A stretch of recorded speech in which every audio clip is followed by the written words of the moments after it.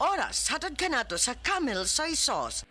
Hi, I'm Dr. Michael Smith, a medical doctor and senior health scientist of Life Extension Foundation USA. I recommend Life Extension Vitamin D3 for everybody. This is the most practical and wise way to protect our health from diseases like cancer, heart disease, diabetes, and a lot of other health conditions.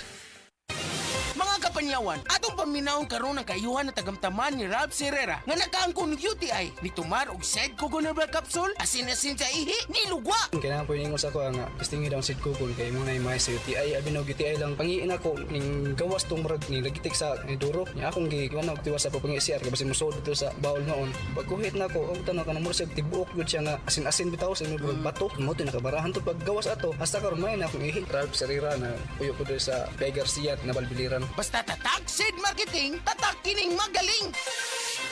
Si Tata Turno, nga taga Dipolog City, Zamboanga del Norte, usa sa mga makatestimonya sa Paragis Bila-Bila Herbal Capsule. Na ako'y pulit dayo nagpa-check up pa sa doktor. Ingon ang doktor nga magpa-opera jud ko din. Daghan akong ni try kog mga herbal pero wala man jud so ni try ko aning Paragis na nakapalit mig 20 pieces. Okay na akong pamate, wala na ako mag-bleeding. Sulay usab ninyo ang paggamit sa Paragis Bila-Bila Herbal Oil kaysa Paragis Bila-Bila. Dili na ka, mag-agwanta pa. Ako si Joy sa Balandi, ako ba na lupus ang iyang sakit. Problema ko kadili na siya kabangon, dili na mukaon, nang lagom na siya, namurot ang iyang lawas. Unsa may akong itambal, mao to na may akong silingan diri nga naninda sila Boss Herbal Capsule. Pagkainom niya suso sa kasimana kali sa Ginoo ni balik ang iyang kusog, nawa na iyang panglagom. Kabangon na yung taon siya, ug mukaon na siya. Ug hantod karon, ang Boss Herbal Capsule ra gyud akong gisaligan, wa na siya gi-maintain nga tambal. Proven and tested gyud na sa ako ang bana.